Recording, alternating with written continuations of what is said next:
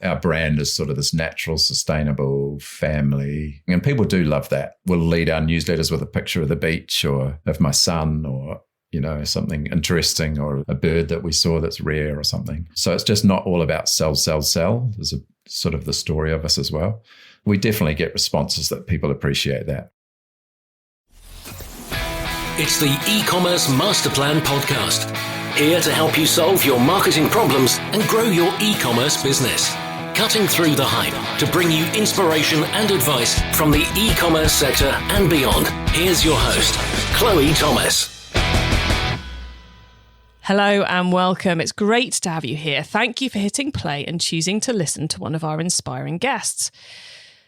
I would like to start this episode with a little shout out to one of our lovely listeners. We get a lot of pleasure when you contact us via email, via DMs, mentioning us on social. So I wanted to give a huge thank you to Destiny Flaherty from Princess Polly in Australia for letting me know I had, and this is truly embarrassing, but I had robot text set up all wrong on the website for this show.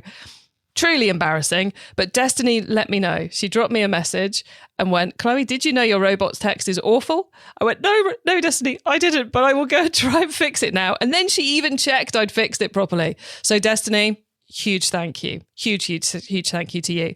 And it's kind of cool to be getting to mention Destiny in this one, because in this episode, we are going to the opposite side of the world. We have got a guest coming in from New Zealand. Before we get into me telling you a little bit about what's coming up in this show, though, we are a show funded by our sponsors. They make all of this possible. So brands, lovely listeners, excuse me for a second or two whilst I speak to our supplier side listeners. We have opened up our 2025 sponsorship calendar. We've got a little bit left in 2024, but 2025 is available for sponsorship. We've tweaked the packages a little bit. We are going single sponsor, just one sponsor per episode for the whole of 2025. So if you are interested in sponsoring this show, now would be a brilliant time to be getting in touch with me. We're also going to be doing much more themed content. So if there is a particular theme you'd like us to cover, maybe home and garden, maybe beauty, maybe fashion or carbon neutral or secondhand, let me know and we will endeavour to find a way to fit that in for you. So if you are interested in sponsoring this podcast in 2025, then please head to ecmp.info/sponsor. That's ECMP, short for e-commerce master plan.info/sponsor, and get in touch via that form and I will get back to you very, very quickly. Okay, that bit's over and done with. Let's talk about the episode. As I said, we're heading to the other side of the world. We're heading to New Zealand for this episode. We are chatting to a jewellery maker who has created a business that's thriving across their physical store, across wholesale, and across online. We are talking about lots of stuff. I cannot believe how much we managed to fit into this interview. But the three key things for me would be around retention, how he retains and drives repeat purchases, which is a mixture of loyalty program, email marketing, and story. So that's all coming up. The second thing would be his approach to wholesale, and we get quite deep into how he manages concession selling rather than just wholesale selling. And concession selling is where you give the stock to your retail wholesale partner. So you give them a load of stock and then they only pay you for it as they sell it, which increases your margins, but gives you the risk of the stock. So he talks about how he makes that work, who he gives it to, when it works for him, and so on and so forth. So an interesting alternative way, because I know a lot of you are busy working up your wholesale sales. And then the third thing is the low carbon nature of the business, how they go about creating must-have jewellery items from recycled elements. We talk a bit about the sourcing the raw products, a bit about the inventiveness of the product design, and a few more elements as well. So yeah, there's loads of great stuff in this one. So please make sure you listen right to the end of the episode so you don't miss out on my guests' top tips, which, as you know, are frequently described as the best bit of this show, and also my own take on this episode. Are you frustrated with your online store's site search? You are not alone. 68% of online shoppers are too. That's why DoFinder's AI-driven search and discovery solution is here to help. Trusted by over 10,000 e-commerce brands like Volkswagen, Crocs and Gap, DoFinder increases conversions by up to 20%. It delivers relevant results to help shoppers find exactly what they're looking for. Best of all, you can integrate it in minutes with zero coding required. From search analytics to voice and visual search, DoFinder upgrades your entire shopping experience. Try it free for 30 days, no risk, just results. Go to ecmp.info/DoFinder. That's ecmp.info/DOOFINDER. ecmp.info/DoFinder. Have you yet downloaded our ebook? To celebrate reaching episode 500, we've created an epic e-commerce success-focused ebook for you, packed with 500 top tips about how to make your e-commerce store more profitable, featuring the advice of many past guests alongside industry experts and many of you as well, our listeners. I've checked every single tip and organised the whole thing into sections for you, making it super easy to dip in and dip out and take inspiration as and when you need it. This ebook needs to be sat on your desktop or even printed and sat on your desk. Download your free copy right now at ecmp.info/ebook. Get 2024's most valuable e-commerce ebook now, ecmp.info/ebook. And now to introduce our special guest. Nick Faint is the founder at Stone Arrow Jewellery, a multi-channel jewellery retailer selling recycled glass jewellery from New Zealand. Founded over 25 years ago, they now sell via their own physical and e-commerce stores, as well as wholesale, totalling around $500,000 a year and are growing at a steady annual 20%. Hello, Nick. Hey, thanks for having me on. Brilliant to have you here. We don't often get guests from New Zealand, so it's always lovely to get to see a little bit of what's happening on literally the other side of the world. So thanks for being here. How did you get into e-commerce? I did straight wholesale for quite a few years. And then I started in a small way doing e-commerce, but it was really the COVID thing. I found myself with a lot of time on my hand. And I just sat down, looked at the website and went through every photo and every description and talked to my graphic designer who also had lots of time on his hands. And yeah, so it was actually a real COVID story, really. And when that first lockdown ended, we had the most massive 2 weeks, like bigger than Christmas, which is usually it was unbelievable. We did like $20,000 or $30,000 worth in a week. It's like everybody saved up all their buying and launched into it. Just after that first lockdown, yeah. And that was via the website or that was via your other channels? That was via the website, yeah. It was all via the website. Really? So, yeah. Wow. So it was definitely a COVID time well spent. It was, yeah, definitely, yeah. No, I was also somewhere very beautiful, so I got to do that and hang out somewhere beautiful in nature, so it was good, yeah. Excellent, cool. So, and then we've seen several businesses that got online fever, I suppose, during COVID, then retreating from it post-COVID. For you, it sounds like it's become a bread and butter part of the business now. Would that Definitely, be fair to say? Yeah. It's the biggest part of the business now and the part that's growing the fastest. Yeah, like New Zealand's only so big, so the online has got way more potential for expanding than. Like we sell quite a lot in our little gallery in summer when the tourists come in, but that can only go so far, so yeah. I think one of the most difficult things to do in retail of turning a tourist buyer into a long-term buyer. Definitely, yeah. Is that where the online growth has come? Yeah, I think so. We have a lot of, we've got a really strong customer base of people who just love us. And like we do newsletters and, put pictures of my kids and things. And, people just love our newsletters and the Facebook. And so we have a lot of repeat customers, yeah, which works really well. And we have a good loyalty program too, which also helps, I think. Yeah. I think a lot of people, especially both in the physical tourist trying to then sell online and then in the jewellery space, struggle to get that repeat buying going on. So for you, it's been about story, loyalty, email. Would that be kind of the 3 pillars of your retention program? Yeah, I think so. Yeah, definitely. Email's great. Like that's always been the best email. We've started spending a lot more on social media advertising, but the newsletter that goes out every 2 weeks just outstrips everything, really. Yeah, and obviously it's cheaper too. Yes, it is. Once you get email working, the ROI is it's a lovely thing. It is. Yeah.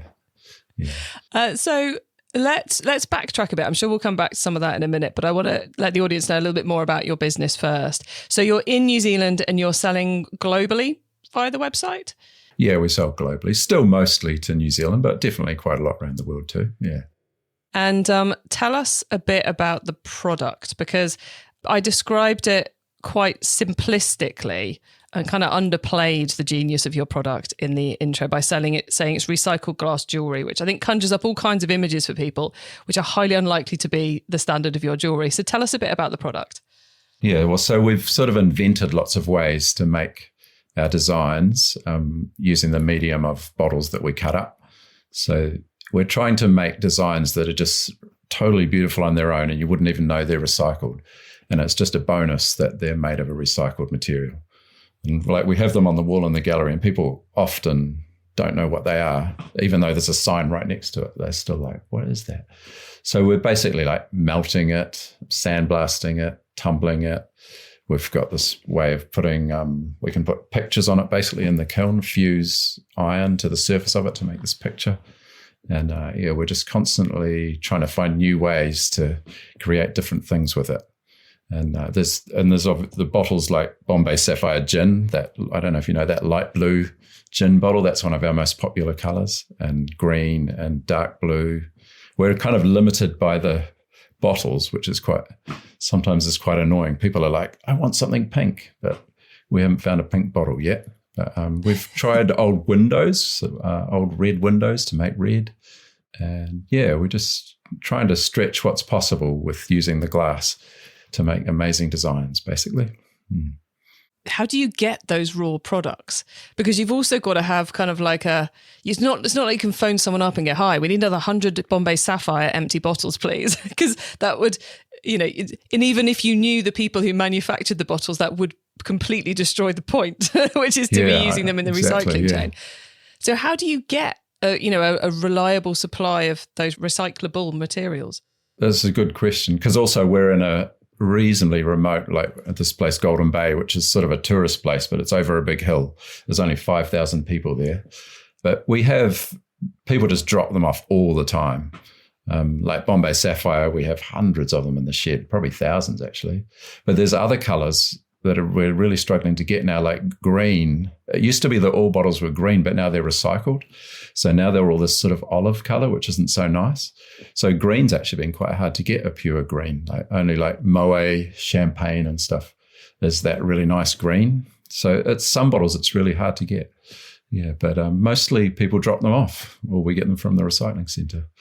Yeah. So it's still quite an organic way of processing them. You don't have like the direct dial of New Zealand's main bottle recycling man. No, we haven't. I've tried a lot of different things. We also actually literally offer money for empty bottles for the ones that we need. We do a $5 payback or $30 worth of jewellery. We do jewellery credits for the ones that we can't get enough of. And mostly we get enough of them, but sometimes we run short. Yeah. Oh, cool. I love the fact that it turns into this. It's kind of with the secondhand markets, you get the same thing, but with this element of recycling, it becomes its own like mini ecosystem that can lead to your customers being ever more excited about you. And I'm sure in the local area, it creates a lot of, I live in a very touristy area too, and it's always, all the tourist business will say it's really important to have the locals on side because they're the ones who give the recommendations to the tourists. And if you've got locals going, oh yeah, Nick and his team, they do some really lovely jewellery made out of the bottles you're drinking out of. It's like, because you've got them involved in the process, I suspect that brings you more customers to the door. Yeah, definitely. Like all the people who run the motels and things, and it's a pretty small community. Everyone knows each other. Yeah. Excellent. Okay, so, and what does the team look like? Because I'm guessing you yourself are not making $500 worth of jewellery a year personally. No, so what does your team look like?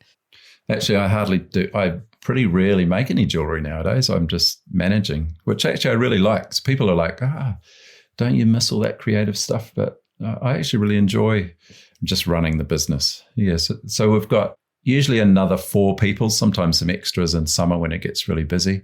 Like we've got a woman who does the production, sort of the production manager, someone who does the office work, someone who's sort of like an engineer who does a lot of the inventing the processes to make things. And someone who does most of the social media. And everybody does a bit of everything though. Everybody has to pitch in and grind some glass occasionally. And there's a lot of grinding glass. It can get quite tedious, just like cutting little bits of glass and grinding them to a shape, because we're doing multiple pairs, hundreds of pairs of a single thing. So there's a lot of sitting there on a diamond wheel, just grinding away. Yeah. So not one grinder, but everybody grinds, basically. Kind of, yeah. Some people grind more than others, but yeah. I like that though, but everybody can muck in, because I suppose with the physical product being, the physical materials being not a predictable supply, there are moments when you're like, we've just got a load of green in. we've got to turn this round quickly to get ourselves back in stock, I suppose. Yeah. Or just like in spring, I do a sales trip to all my wholesale galleries. And all of a sudden there's $60,000 worth of orders and you don't really know what you're going to sell before you go. And then it's like, you've got to have all that stuff. Yeah. Each design, enough of each design, each color, because each design has multiple colors and it's quite complicated to get enough of everything at the right time. Yeah. I was going to move on to talking about the wholesale piece, because I think it's something which it feels like the industry of the last few years is kind of like waking up to the potential of wholesale, and everybody is slowly realizing there are multiple different ways to do wholesale. And sometimes it's going to a massive, show and having a stand. And sometimes it's just adding a wholesale website. And then other times it's doing what sounds like you do, which is you've got these relationships and you physically go and see them lay out the wares and they place their orders once a year, twice a year. Oh, no, we do. I do a sales trip once a year just because I've found I sell a lot more if I meet them. But we have this wholesale website as well. And we're getting orders all year, but mostly like the lead up to Christmas is the main time. And then there's summer after that. And then winter's the downtime. We do some on consignment and we sell some outright. So even in wholesale, there's 2 different, like some of the galleries that sell heaps, I know it's worth having consignment stock in there because I know they'll sell more.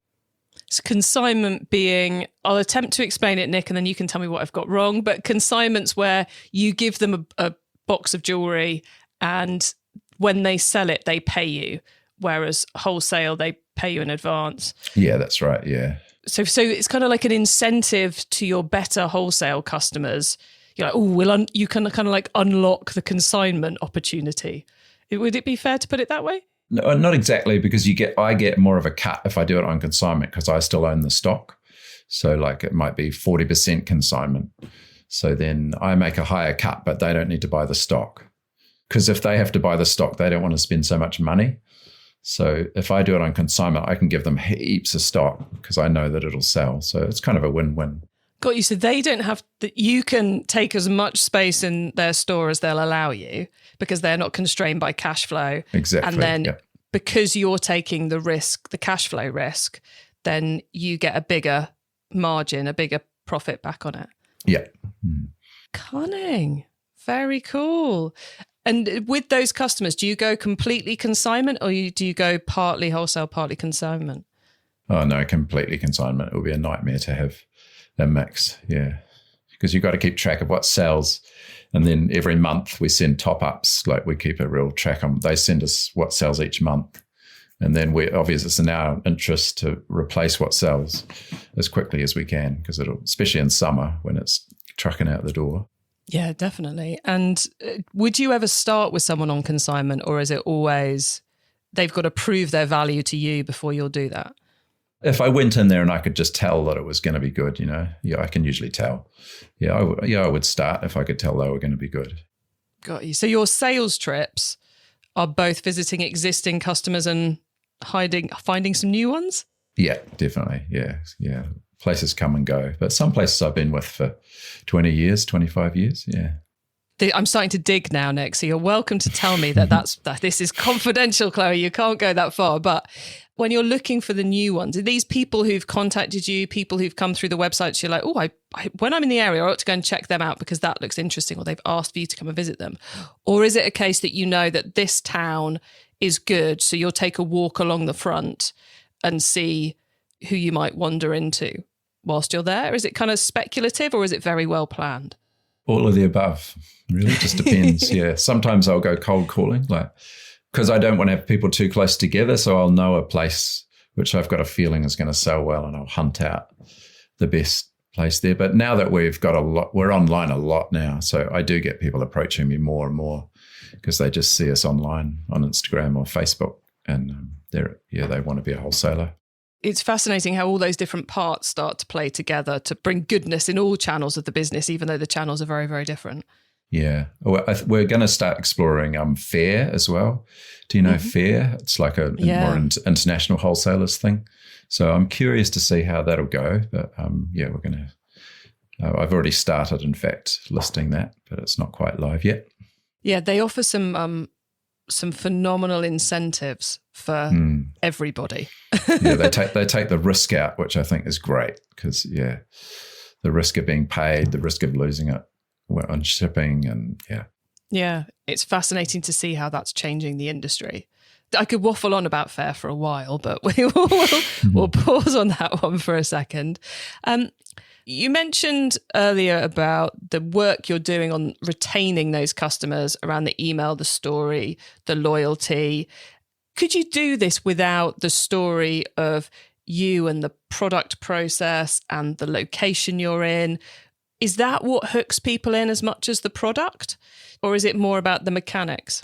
No, I think it is, because there's a lot of nature around us. So we're just our brand is sort of this natural, sustainable, family connected thing. And people do love that. We often will lead our newsletters with a picture of the beach or of my son, or, something interesting, or a bird that we saw that's rare or something. So it's just not all about sell. There's a sort of the story of us as well.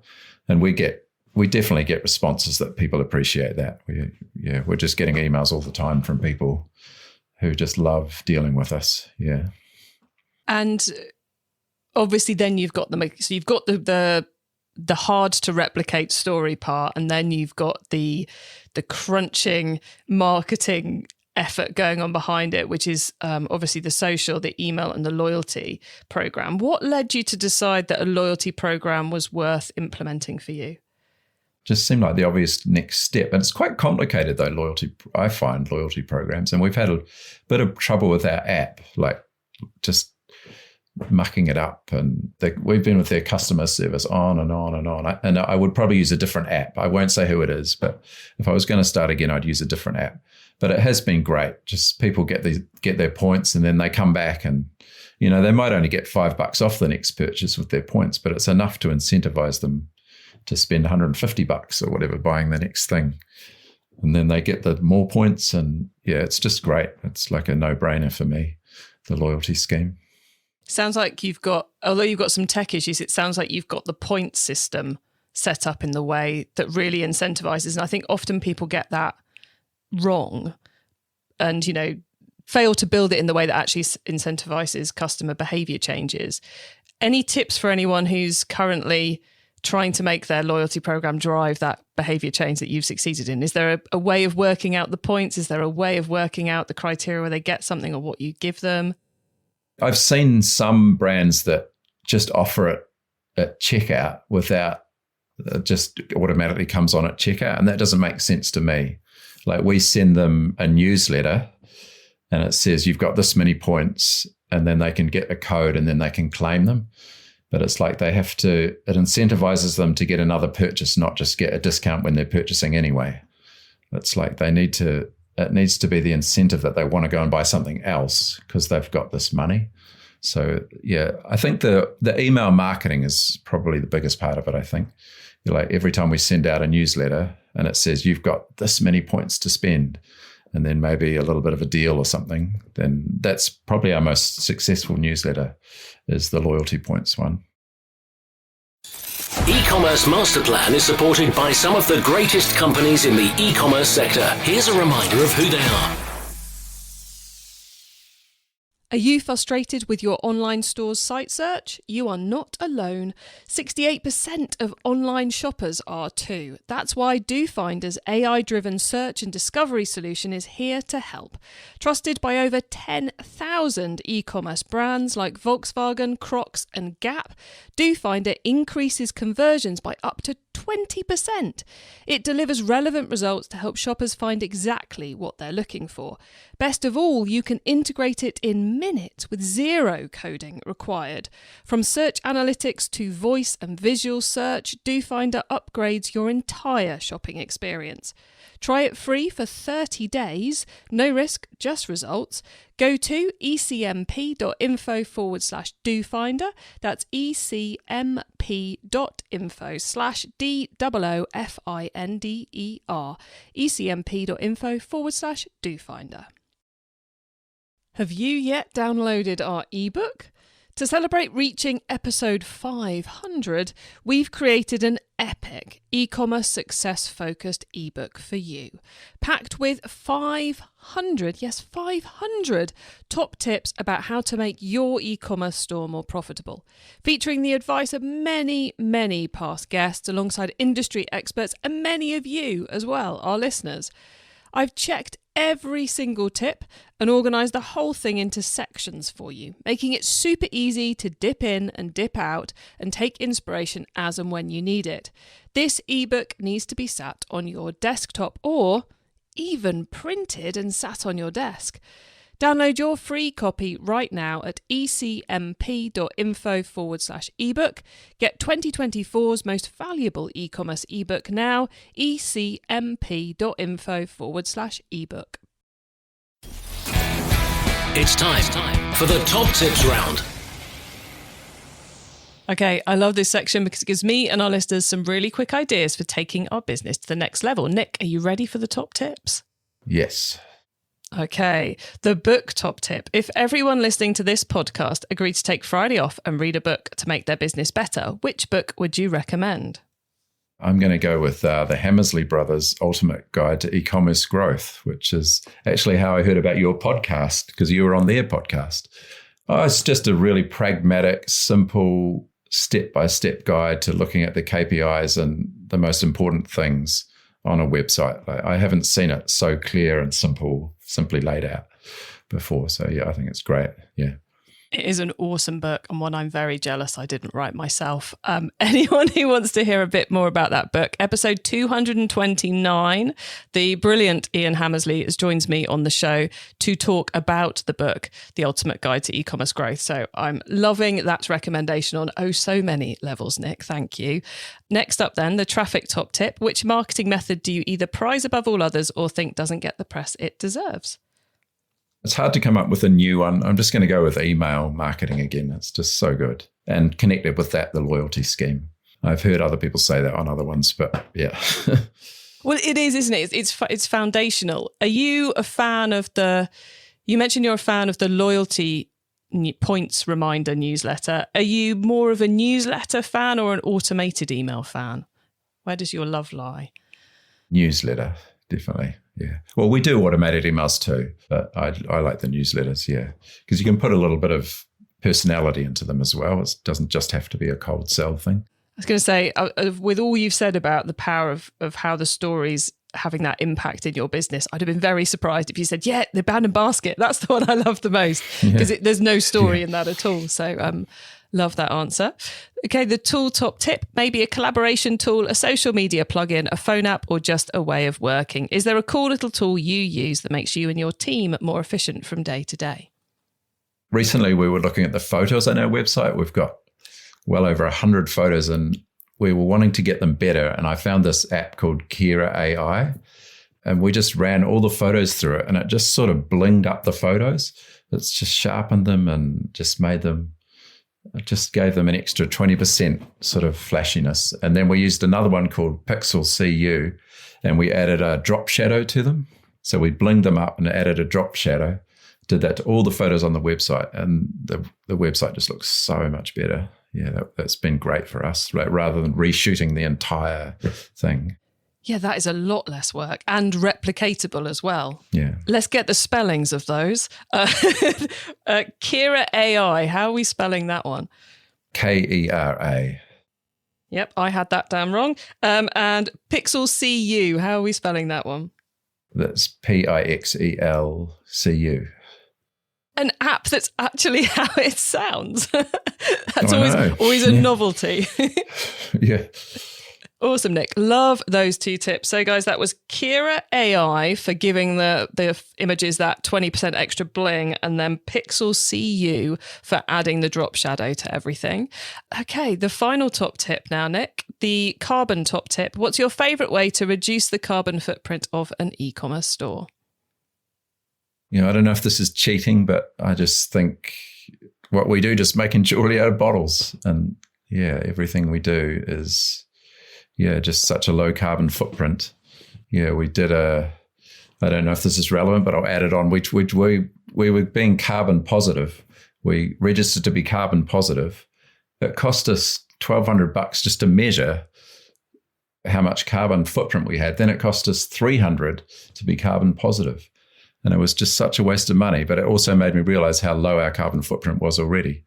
And so we scrapped that, and now we're paying the money to plant trees instead. So that made way more sense to me. I'm really glad you added that, because I think it's fascinating that I get why big businesses need to track it and need to pay the money to track it, you have to be what's tracked gets measured, gets impacted. I totally get that. But for small businesses like yours and like mine, I could spend 3 weeks working out how to track all of our carbon footprint, or I could spend that time going through our YouTube back catalogue, deleting stuff, and going through our Dropbox and deleting stuff from the cloud, or making fundamental changes. Or like you said, we could spend $1,500 a year on tracking it and getting a badge, or we could spend that having a positive impact. And I think sometimes we have to take that step back and go, hold on a minute. Yeah. Is this the fundamental goal being, let's do something good for the planet? Yeah. This is not improving it. For some businesses, it's really important to spend the money on the measurement, the tracking and the badges. But sometimes it's not worth doing that, and you're better off planting some trees. Yeah, that's what I think. Yeah. And it feels a lot better to me. Definitely. So I'm very pleased you did bring that up. Definitely relevant to the carbon top tip. Nick, before we say goodbye, could you please let the listeners know where they can find you and your business on the web and social media, please? Yes, I can. So it's our website is stonearrow.co.nz. Just Stone Arrow. Yeah. And same on Facebook and everything. It's just all Stone Arrow. Yeah. Instagram. Go check them out, everybody. Nick, it has been an absolute pleasure chatting with you. I cannot believe how many things we've touched on and how much brilliant advice you've given the audience. So thank you so much for being on the e-commerce master plan podcast and being so generous, sharing your experience with us. It's been a real pleasure. Thank you so much. Yeah.